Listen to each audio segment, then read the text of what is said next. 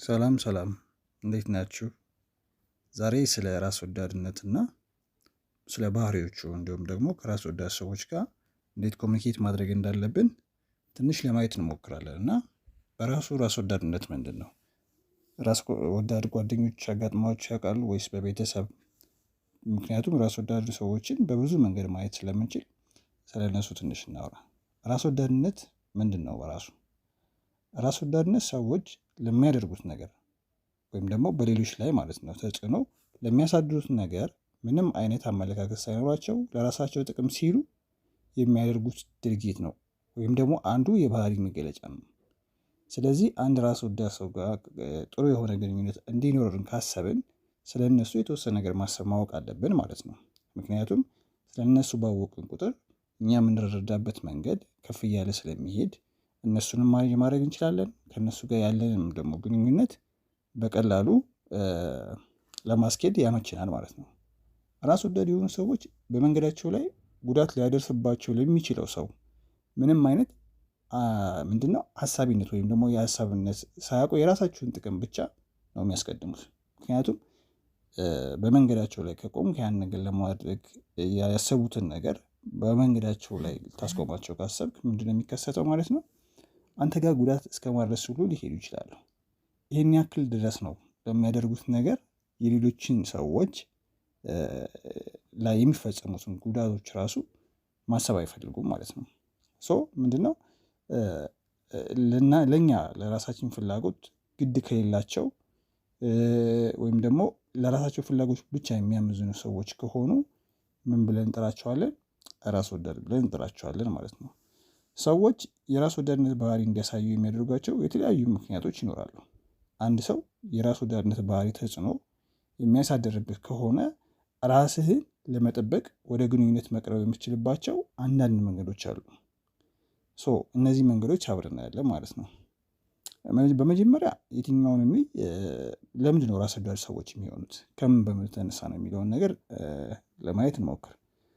የመጀመሪያው ደመነፍሳዊ ባህሪ ወይም ደግሞ ሰዎች ገና ሲወለዱ ጀምሮ ለራሳቸው የማገዝ ወይም ደግሞ ለራሳቸው የማድላት ባህሪ አላቸው። የመጀመሪያው ያው በተፈጥሮ ባዮሎጂካሊ ሰዎች ከሌሎች ይልቅ ራሳቸውን መጥቀም ስለሚፈልጉ ያ ነገር በልምምድ ከፍ ሲል ራሳቸውን ብቻ እንዲያስቡ ይሆናል ማለት ነው። ሌላኛው ሁለተኛው ምክንያት ምንድነው? የሌላ ሰዎችን ችግር እንደ ራስ መመልከት አለመቻል ነው። በቃ የሌላ ሰው ችግር የራሱ ጉዳይ ነው። በራስ ወዳዶች አመለካከት አንድ ሰው የሆነ ችግር ካለበት ራሱ ሶልቭ ያድርገው ነው። ስለዚህ እነሱ ምንም የሚያገባቸው ነገር የለም፣ እኔ ጋር ነገር ቢደርስ የሚል አመለካከት የላቸውም። በራሳቸው መንገድ ራሳቸው ስለሚወጡት ያንተን የደረሰብን ችግር ደግሞ እኛ ላይ የደረሰውን ችግር ያን ያክል ከግምት ውስጥ ምንም ነገር ማስገባት የማይፈልጉ ማለት ነው። የሌሎችን ችግር እንደ ራስ የመመልከት ችግር ያለባቸው ሰዎች የሌሎችን ስሜት መረዳትና ዓለምን ከተለያየ አቅጣጫ መመልከት ይችላሉ። እነዚህ አይነት ሰዎች ማለት ነው፣ ማለት የራስ ወዳድ ያልሆኑ ሰዎች። እነዚህ ግን ይቸግራቸዋል። እንደዚህ አይነት አመለካከት ምንም ነገር ማሰብ አይፈልጉም። የሌሎችን ፍላጎት ግምት ውስጥ ማስገባት ይበልጥ አስቸጋሪ እንዲሆን ያደርግባቸዋል ማለት ነው። ስለዚህ በመጀመሪያ የራሳቸውን ፍላጎት ነው የሚሉት ማለት ነው የሚፈልጉት። ሌላው ምክንያት ራስ ወዳድ ሰዎች ራስ ወዳድ የሆኑበት ምክንያት ያለመተማመን ስሜት ያለባቸው ሰዎች ብዙ ጊዜ ራስ ወዳድ ሰዎች ሊሆኑ ይችላሉ። ምን ማለት ነው ያለመተማመን ስሜት? ስለ ራሳቸው ወይም ደግሞ ስለ ግንኙነታቸው ስጋት የሚሰማቸው ሰዎች የሚያስፈልጓቸውን ነገሮች ለማሟላት ወይም ራሳቸውን ከአደጋ ለመጠበቅ ለዛ ሲሉ ራስ ወዳድነት የሚያንጸባርቅ እርምጃ ውስጥ ይገባሉ ማለት ነው። የራስ ወዳድነት ፍላጎት ያለመስጋት ድርጊታቸውን ለማሳካት የሚያስችል ዋነኛው መንገድ አድርገው ይቆጥሩታል። አራተኛው በልማድ ራስ ወዳድ ሰዎች ይሆናሉ። ራስ ወዳድነት የሚንጸባረቃቸው ባህሪዎች በጊዜ ሂደት ልምድ ይሆንና በራሱ ሊከሰት ይችላል ማለት ነው። ስለዚህ እንደዚህ አይነት ሰዎች የሌሎችን ፍላጎት ምንም ነገር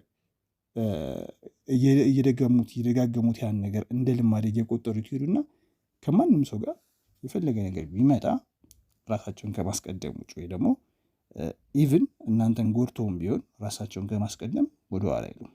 ሌላው የተማሩት ባህሪ ነው። የተማሩት ባህሪ ይሄ ማለት የሚማሩት ማለት ነው። ኮንሴፕቹዋሊ በባህሪያቸውን ከሆነ ሰው የሚማሩት አይነት ነገር ማለት ነው። ስለዚህ ምንድን ነው አንዳንድ ሰዎች የራስ ወዳድነትን ባህሪ የተማሩት በአርያነት ከሆነ ሰው እንደ አርያ ከሚቆጥሩት ሰው ለምሳሌ ከፊልም ሊሆን ይችላል ከሆነ ሰው የዛን ሰው ባህሪ ቀጥታ ወደ ራሳቸው በማስገባት ቀስ በቀስ እሱም በመሆን ይሞክሩና ራሳቸው ላይ መጥፎ የሆነ ባህሪ ወይም ደግሞ ይህን ባህሪ ሳያስቡት ራሳቸው እንደዛ ሰው ሆኖ ያገኙታል ማለት ነው። ራስ ወዳድ ሰው አንዳንድ ምልክቶች አሏቸው። አንድ ሰው ራስ ወዳድ ነው ብላችሁ ስታዩት የሆነ ምልክት ያሳያቸዋል። ስለዚህ እነዚህ ሰዎች አሁን ከሊስት ማድረጋቸው ምልክቶች ውስጥ ካያችሁ ሰዎቹ ኦልሞስት ወደ ራስ ወዳድነት እየተጠጉ ነው ማለት ነው። ወይም ደግሞ ራሳችሁም ካለባቸው አሁን እናንተ እኔ ግን ራስ ወዳድ ነኝ ወይስ አይደለሁም የሚለውን ነገር ለማወቅ እስኪ ይሄ ባህሪ ያለባችሁ እስኪ ለማየት ሞክሩ። ጠባያቸው በሌሎች ላይ የሚያሳድረውን ነገር ተጽዕኖ ግምት ውስጥ ምንም ነገር ማስገባት አይፈልጉም። የነሱ ጸባይ ሌሎች ሰዎች ላይ መጥፎም ይሁን ጥሩ ተጽዕኖ ያሳይ ወይም አያሳይ ምንም አይነት ግምት ውስጥ ማስገባት አይፈልጉም። ሌላው የሌሎችን ፍላጎት ከማሟላት ይልቅ ሁሌም ለራሳቸው ጥቅም ዘወትር ለራሳቸው ጥቅም ይተጋሉ። ሶስተኛ የሌሎችን ሰዎች ስቃይ ምንም አይነት ርኅራኄ አይታይባቸውም። ሰዎች ሲሰቃዩ ሲያዩ በዛ ምክንያት ማለት ነው ምንም አይነት ርኅራኄና አዘኔታ ውስጣቸው ላይ አይታይም። ሌላው ሰዎች ሲጎዱ ምንም ጸጸት አያሳዩም። ለምሳሌ እነሱ በሆነ መንገድ ጎድተዋችሁ ቢሆን አንዳንድ ሰው ይጸጸታል አይደል? ጸጸት ውስጥ ይገባል። እነሱ ግን በምንም አይነት መንገድ የዚያን ሰው መጎዳት ጸጸት ውስጥ ኢቭን አይገቡም ማለት ነው። የሚፈልጉትን ነገር ለማግኘት የተንኮል ስልቶችን ሁሉ ሊጠቀሙ ይችላሉ። ከፍተኛ የሆነ ሴራ፣ ከፍተኛ የሆነ ተንኮል ውስጥ ገብተው ያን ነገር በገባበት ገብተው ለማግኘት ወንጀል እስከ መስራት ድረስ ተንኮል እስከ መስራት ድረስ ይደርሳሉ። ሌላው ደግነት የጎደለው ድርጊት አላቸው። ሁሌም ከድርጊታቸው ውስጥ ደግነት አይታያቸውም። ወይም ደግሞ ደግነታቸው ደግ ነው ብላችሁ ባሰባችሁ ጊዜ ደግነታቸው ምናልባትም ዋጋ ያስከፍላቸዋል።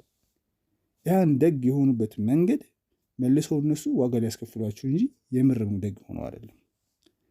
ሌላው ምንድነው ሁል ጊዜ የሚፈልጉትን ማግኘት መብታቸው ነው የሚመስላቸው። በቃ እነሱ ብቻ ይፈልጉት እንጂ ያን ነገር የማግኘት መብት እንዳላቸው ነው የሚያስቡት። እነዚህ የሚያሳዩት ባህሪዎች ናቸው። ስለዚህ እናንተም ይሄ ባህሪ ካላችሁ ሜይ ቢ ራስ ወዳድ ናችሁ ማለት ነው። ከነዚህ ውስጥ ኦልሞስት የተወሰነ በዛ ያለው ነገር ካለ ማለት ነው።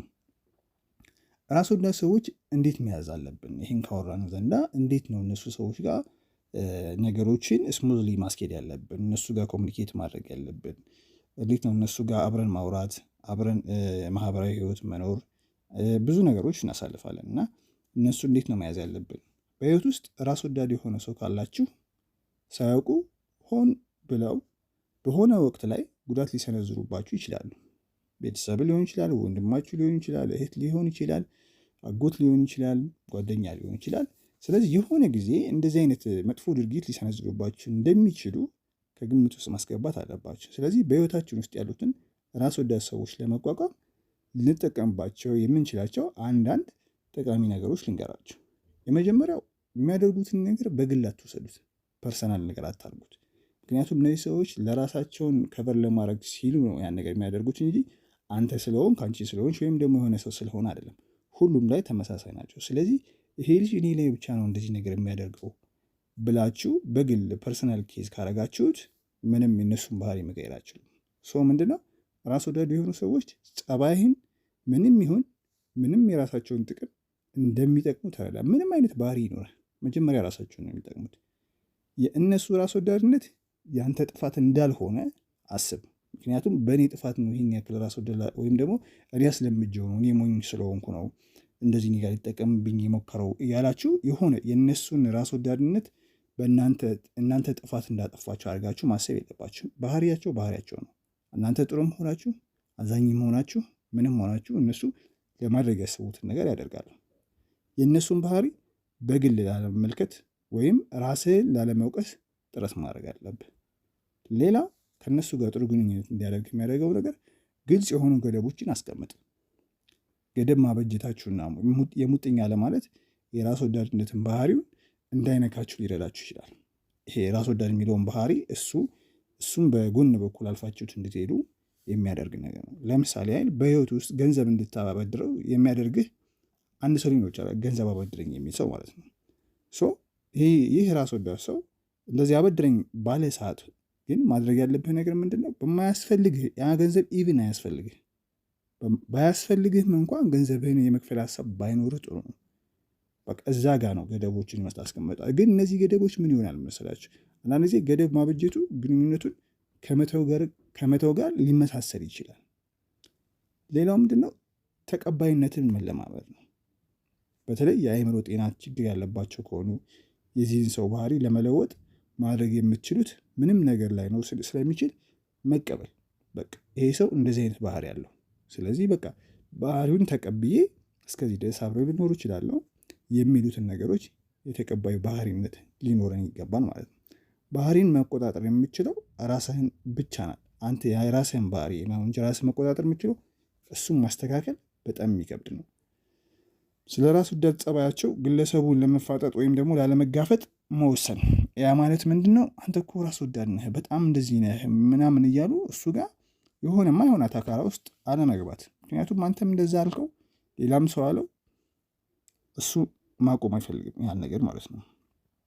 ሌላው መማር ነው ከነሱ ጋር ግንኙነት። ምክንያቱም ይሄ የራስ ወዳድ ከሆነ ጥዬው ሊሄድ ይችላለሁ፣ ምን አገባኝ ሁሉ ነገር ልን እንችላለን። ግን ቤተሰብ ሊኖረን ይችላል፣ እህት ወንድም ሊኖረን ይችላል። ስለዚህ እነሱን ነገር ሰዎች ጋር ትሪት አድርገን ለመሄድ ግንኙነታችን አሪፍ ለማድረግ የግድ እነዚህ ነገሮች ያስፈልጉናል። የግድ ጓደኛ ወይም ደግሞ የሆነ ሰው ድንገት የምናገኘውን ሰው ጥለነው ልንሄድ እንችላለን። ከእሱ ጋር ምን አገባኝ በዚህ ልክ እንትን እየሆነ ብለን ልናስብ እንችላለን። ግን ቤተሰብ ቢኖረንስ?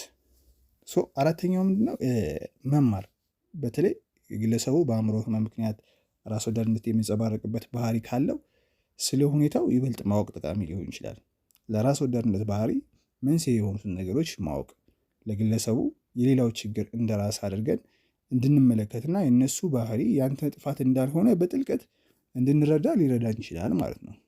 ስለዚህ ከቻን ራስ ወዳድ ከሆኑ ሰዎች ጋር ጥሩ የሆነ የሀሳብ ልውውጥ ማድረግ ነው እንጂ ያለብን የበለጠ አታካራ ውስጥ ወይም ደግሞ በጣም ነገሮችን ሊያራቅ በሚችል ደረጃ ውስጥ መግባት እነሱንም ባህሪያቸውን አይቀይረውም። እኛም ደግሞ ከማንፈልገው ከነሱ ጋር በማንፈልገው ባህሪ የኛ የተሳሳት እየመሰለን እነሱ ጋር ማይሆን ነገር ውስጥ መግባት ነው ያለብን ስለምንገባ ማለት ነው። የተወሰነ ስለ እነዚህ ራስ ወዳድ ሰዎች እንደዚህ ያለን። እስኪ ራሳችሁን ራስ ወዳድ ነኝ ወይስ አይደለሁም የሚለውን ነገር ለማወቅ ሞክሩ። ቴንኪው። ሰብስክራይብ አድርጉ እንዳትረሱ ይሄን ነገር። መልካም ቀን።